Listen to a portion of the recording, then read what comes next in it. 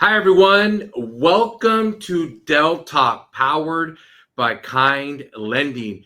We have a very, very special guest today to have our second episode of season 6 here at Del Talk. So, Amy Hulett is here with us today. She is a director of enterprise sales at ARIVE, a great person, a friend, a great mortgage professional. Amy, welcome. Welcome to Del Talk. How are you? Thank you, Del. I'm wonderful. Thank you so much for inviting me here. This is really exciting. Yeah, no, I have been excited to have you on the show. We've known each other a long time. We'll get into that here in a little bit. But I think it's important for people to get to know you, your person, what you're doing, all the great magic that's happening over there at Arrive. And we're excited to continue to partner with you here as a company as well. And normally we kick off this episode with learning a little bit about the guest, right, Amy? And I know you've been in the industry a long time, but for those folks who haven't got to know you and what you do, maybe you can tell us a little bit about you and how did you get into this like fabulous, fun, interesting industry that we're in, right? So everybody has a background on how they get into it. Maybe you can start with sharing yours. How did you get into this industry? Yeah, it's a great question. I love to ask people is just how did you get into this business? It's something Right. most of us kind of fall into or introduced to.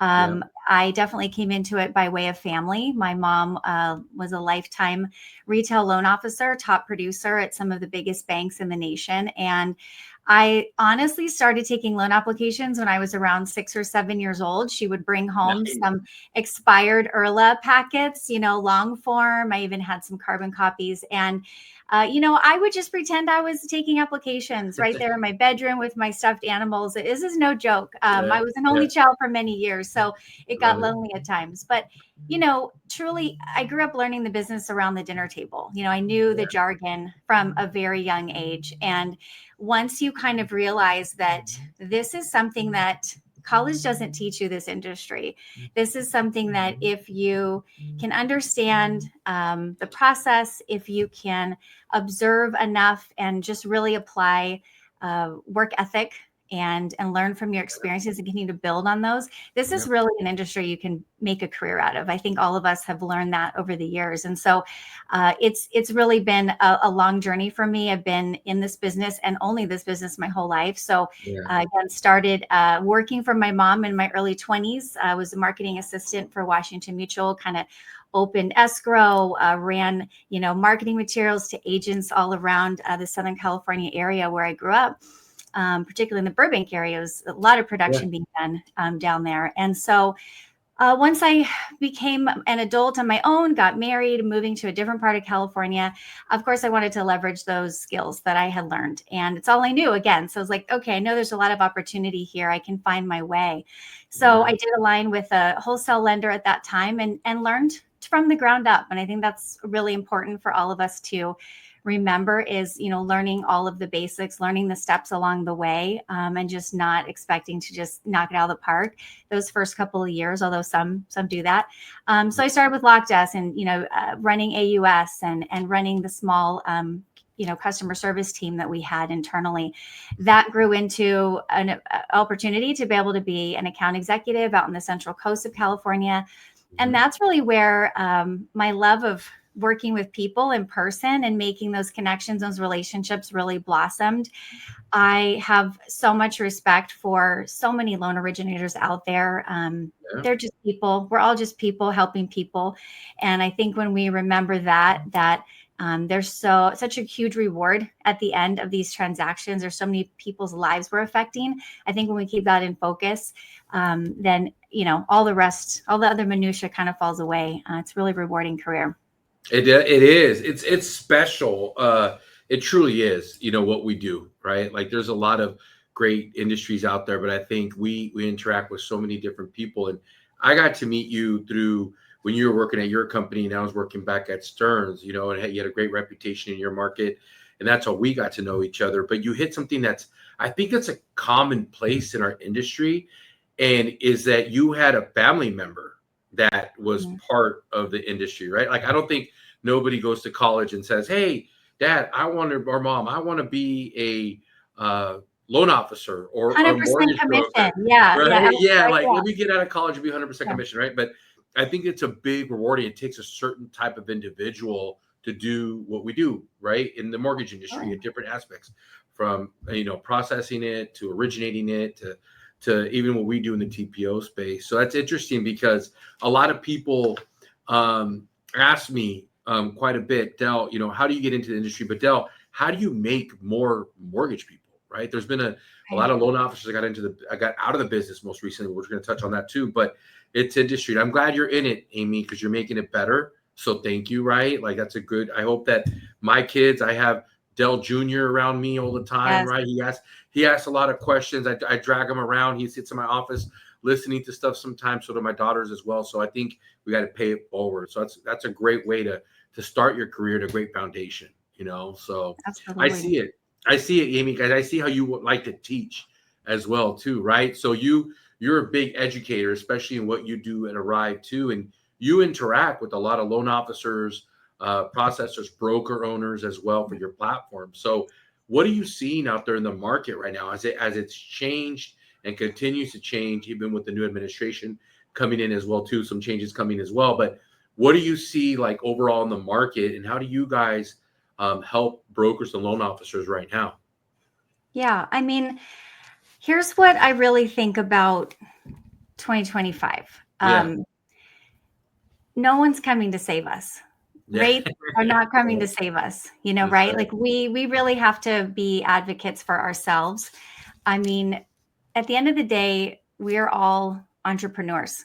I really feel like so much of us are running our own little business. And that's always kind of how I looked at my brand and what I'm putting out there. It's my That's right. reputation, it's my name, it's my brand. Sure, I may work for a company and I want to work for a company that aligns with my beliefs, and I want to have them support my process and how I show up and how I can succeed. However, Mhm. we still need to be looking at ourselves and holding ourselves accountable. And so I think what I'm really seeing this year is LOs kind of letting go of the dream or the wish, the hope that like that rate drop is just going to let those loans fall from the sky. It's going to open up those opportunities. And I'm seeing more and more of the loan officers kind of holding themselves accountable to their process. Am I really using the best tools? Do I need all the tools that I have? Am I maximizing them? Am I optimizing my time? Am I really spending time in the right areas to build the relationships I need, but also to save me time and allow me to really scale when it comes to production? That's We right. have so many loan officers that are using the same process that they have been using for 20, 30 years, because the average age of LOs is up there, right? It takes a lot of Mhm. experience to do this job well. It's something Yeah. that takes sometimes decades.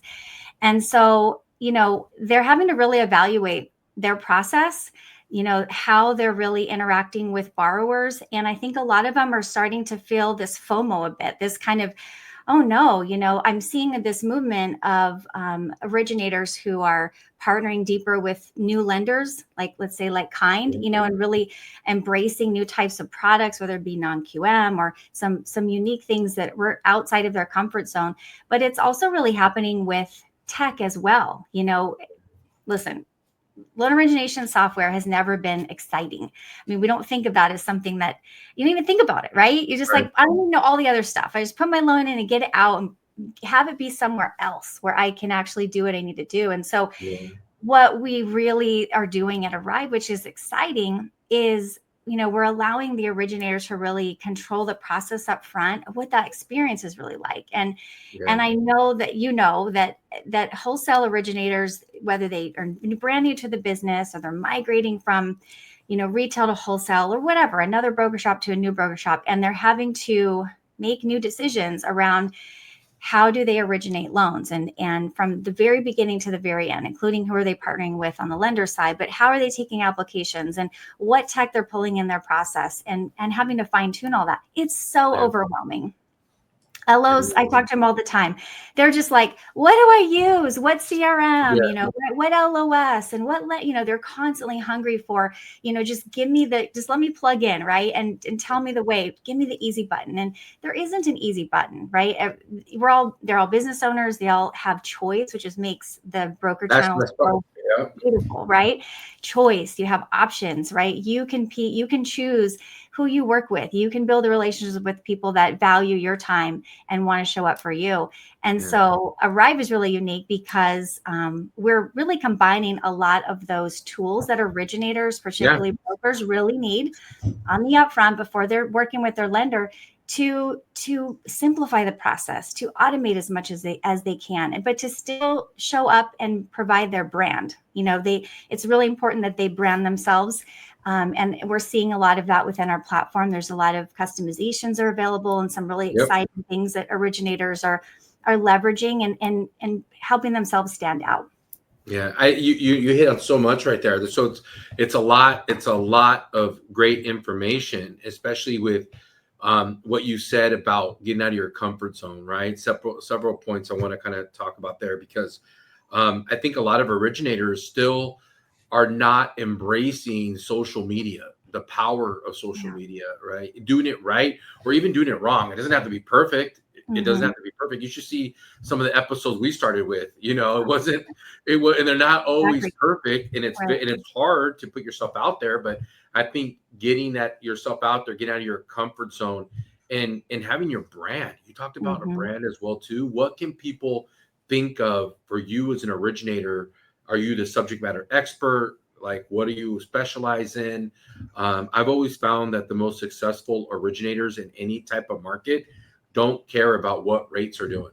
They'll provide information for rates, but they're more about solution oriented for their borrowers. And so that's a big piece of what we try to do here at Kind. We're going to talk about our partnership, but trying to give our brokers and loan officers solutions and finding new opportunities for them. You also talked about choice, Amy, and that's a big foundation for us as a company. Is the ability for the most beautiful part about being a mortgage broker and a loan officer is the power of choice, because you can decide who you work with, right? And then let's just say for some reason or another a certain lender upsets you, you're on timeout for a little bit, right? I'll get back to you. I love you, but you're on timeout for a little bit. You and I have been AEs for a long time in the past. That's happened to us, so that's a great power of choice. But you talked about you also touched on being able to have tools within ARIVE to help people, right? And I know that you guys do a lot of branding. You offer webinars. You're involved. Thank you again for being such a big part of Vibe. Like, everybody's talking about the sunglasses and the hats, like you guys are a big partner, the value add. What are some tools that help you separate yourself from the competition that you guys have in your platform? Because I know more and more brokers are looking to you as an alternative to a lot of pieces of the business. So maybe you can share what you guys are doing for ARIVE. Yeah. And, I joined ARIVE because it really aligned with my past experience and the way that I wanted to continue to really serve our community. I mean, I think a lot of us don't necessarily identify as salespeople. I want to provide a value. I want to bring value. I want to be an educator. I want to be an advisor. Many people say, you should just be a loan officer. Let's let them be loan officers. Are really good at that. But yeah, and so one of the things that ARIVE does, and I know Kind does really well, is really tries to be an advocate for the broker and create a really strong community within and a deep partnership. And so we develop our platform by listening to our community, and brokers, mortgage broker, they want to be heard, right? At the end of the day, it's all any human wants is to be heard and understood, right? And so to be seen. And so we really, really try, from Harish, CEO, leadership, top down, to everyone on our support team and development team, to really be listening and trying to understand, where are we developing? How are we developing in a way that the originator is actually going to benefit, that the end user is like, that saved me time. That's so much easier. What a great idea.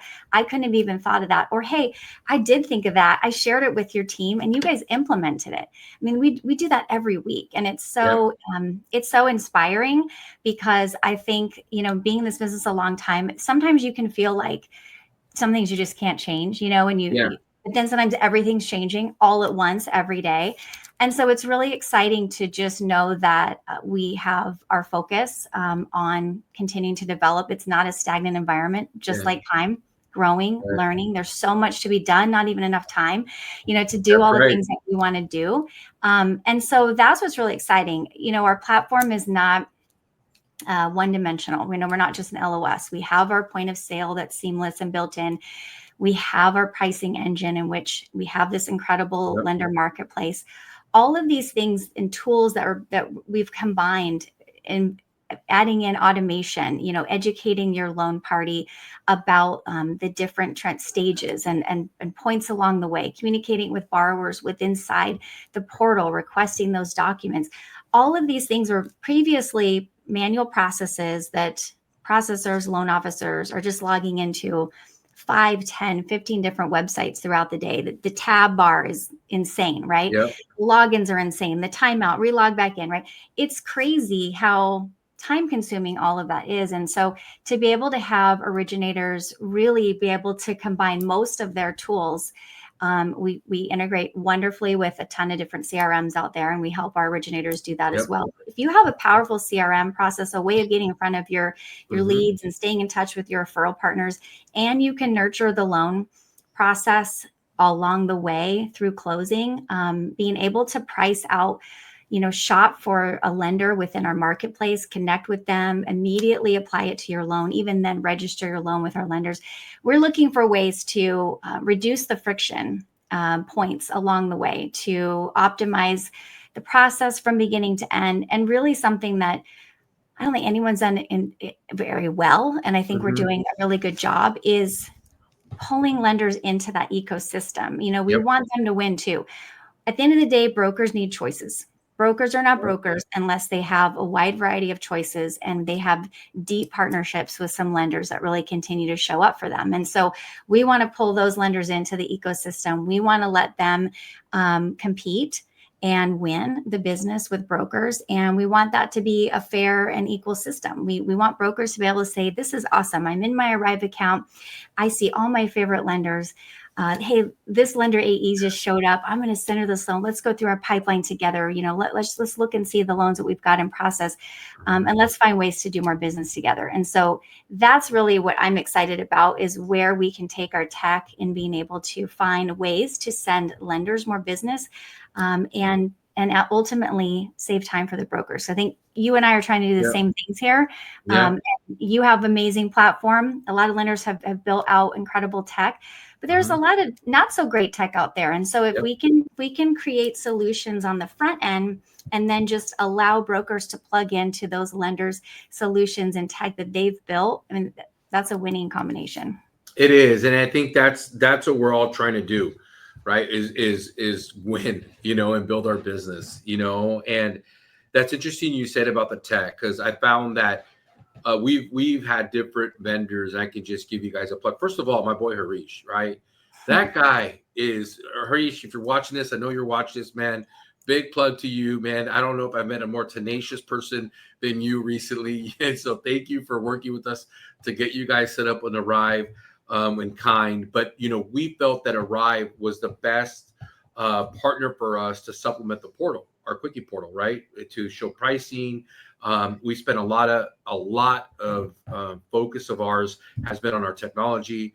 With the quickie, we make it fun, we make it easy, we end it with happy endings, the whole thing, right? Like what we do with the quickie portal. And so, but we found that you guys were the easiest to work with, to integrate with. So shout out to your team. That was really quick how we were able to get that done. So it was actually lightning speed compared to other integrations we've had. So thank you for that. So just a plug to you guys on that piece if another lender is looking to integrate with you guys.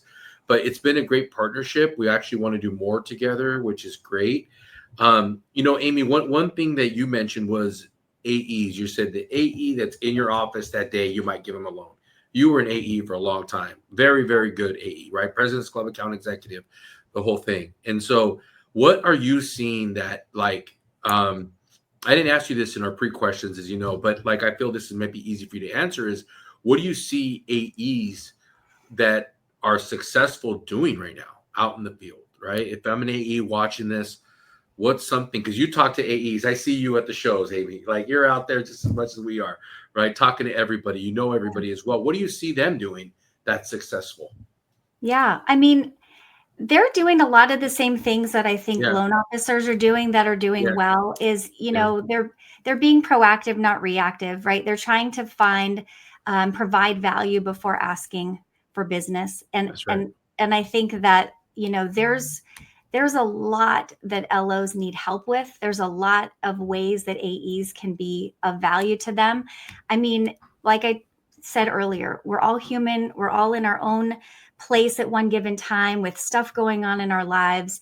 Humans want to work with humans that they trust, right? And so me calling up and saying, you got any loans for me today? Anything you can't close anywhere else? Like that's, everyone's doing that, right? So, learn who your brokers are as real people. Try to understand, what their challenges are within their own operations. Maybe it is tech. Maybe you can provide a solution to them. We get referrals all the time. Maybe it's just, something that you can train them on, in your system about how to save time within their job, share with them things that are happening in the community where realtors are, where they can show up. Sometimes they just lack inspiration themselves. And so I think just being an advocate and a cheerleader for them and looking for ways to really make them be excited to talk to you. You know what I mean? Oh, it's not so-and-so calling for that loan. Like, hey girl, what's up? Let's talk, and then we get into the business stuff and we get to know. And I'll add to that, like, I learned early on, because you can't wear your heart on your sleeve all the time. You can't make everything personal. There's still a lot of factors into why you get business and why you don't get business. And I think if you can kind of toughen up in that respect and just realize, like, they're not all going to be wins. You're not going to get all the loans. But it doesn't mean that they didn't want to choose you. It doesn't mean that they won't the next time. It doesn't mean that next opportunity isn't going to open for you. So be creative, be thoughtful. And I think, again, you're running your business, create that brand, put yourself out on social media. Like you said, that's free. Even if it's just creating a little video. It doesn't have to be social media if that's not your thing, but create a little video on your phone, send it over in a text to one of those LOs, let them know you're thinking about them, or you learned something new today about a product, you learned some new guidelines coming down the road, that's fitting their book of business. Find a way to connect with them that makes them know that you understand their business. Yeah. I found that's, first of all, thank you, Amy, for sharing that, because it is something that's really important to as we continue to grow. I think that I always share with my team, it's usually the last key on the keychain that opens a door, right? So you got to keep on working, chopping that wood, But I think something that's really important is the human element of our business. You touched on that, right? Like, send them a quick video. I think for the longest time, everybody's been used to, especially during COVID, right? Text message, emails. It's easier to send a text, but it's even better to send a video, like you just said, a quick note, thank you notes, things like that. I think separated. We have a motto here at Kind that every year we come out with something we focus on. Okay, and I'll share it with the people watching today. Is 2024 was grit, right? Working together to overcome any type of obstacle that might happen. 2024 market was crazy, right? Rates went up, rates went down, whatever happened in the market in 2024. 2025 is the year to pay attention to the small things that separates us from the competition, right? And that's a big part of what we're doing here at Kind. And it's just a big part of what our focus is for our customers, making sure that experience is better than the competition. And that's what we're trying to do. And it's that human element. AI is important, Amy. I know that you guys have a great technical platform as well too. We're working on a lot of AI. The lenders are working on it as well too. But I think that the best AI is going to be that human element as we continue to grow. It really, truly is, right? I think we need AI. We need it. We're focusing on it. We need it to streamline processes, make it easier to do business. But I think we were never going to forget about that human element, So I appreciate you saying that for AEs out there watching, because I think it's extremely important, especially in this market and any type of market. Right, Amy? Absolutely. Yes. And the more that we collaborate with each other, I think don't work in a vacuum, right? Someone else is winning, someone else is learning, and the more that we can continue to share with each other, I think it's extremely rewarding to give back to others in our community. And I just encourage everyone to look for the helpers. They're out there. Ask for the help. There are better ways than probably the way you're doing things, and you know, be humble about that and realize that's true. It's true for me, for all of us. Never stop learning. Yeah, never stop learning. That's a good one. Never stop learning, especially with 2025. So, Amy, thank you for being a part of our show. Before I let you go, all right, I always ask this. I think it's really important. So a lot of studies have found that people that have a morning routine and they stick to it are extremely successful. I'm a 4 a.m. guy. I don't like to wake up that early, but I do it anyway, right? Like my body's used to it. I have my routine. Do you have anything particular you do in the mornings that you would like to share? Do you follow a certain regimen? Like what's going on with you in the mornings? Yeah, I'm a morning person. My body kind of gets up with the sun no matter what time, sometimes before the sun for sure if I need to. But for me, I do my best work midday. Some people are just hitting their stride, kind of getting going, and I'm like, okay. And then by the time it gets to that dinner time, whatnot, I'm pretty tapped out. I'm not gonna lie. I need a break, before I need to plug back in again. So for me, the mornings, I have to be the most productive. So I try to at least 3 or 4 times a week. That's when I get up. I do my workout first thing. I do have a cup of coffee, even though they don't recommend that before you work out, but I do. And then, I get after it because I feel like I've gotten the hardest part of my day done. And so now it's easy, right? And then when I'm done with shutting my mind off work, and I can plug into my family or anything I want to do in the evening, like I feel good about what I get accomplished. I'm not kind of waiting. And also I don't want to sacrifice my health at the end of the day, because I know that's the first thing to go, right? Oh, I just can't do it today, right? It's too much to do. So I just hold myself accountable and get my workout done in the mornings for most mornings, but I always rise with the sun. Yeah, I love it. That's some great advice. You're right. Health is a new wealth, right? Is what they say. So, well, listen, Amy, thank you for being on the show today. Thank you for being such a great partner. Another shout out to ARIVE on helping us build our business here at Kind TPO. A lot of great tips. I think we're going to cut this up several times, Amy. We're going to use this, if that's okay with you. I think finding the helpers, because they're out there, is important. Making sure you get out of your comfort zone, asking for help, and reaching out, and the power of choice are all big components of success in 2025. So, Amy, how do we get a hold of you? LinkedIn? What's your number? Yes, I'm everywhere. Amy H at ARIVE.com. I'm on LinkedIn. You can find me there and connect with me. Also on Facebook. We're also part of we have an ARIVE Facebook mortgage group you can join and hear from our community as well. I'm active in there, but would love to connect. Yeah, please reach out. Thank you, Del, for this opportunity. It was really fun.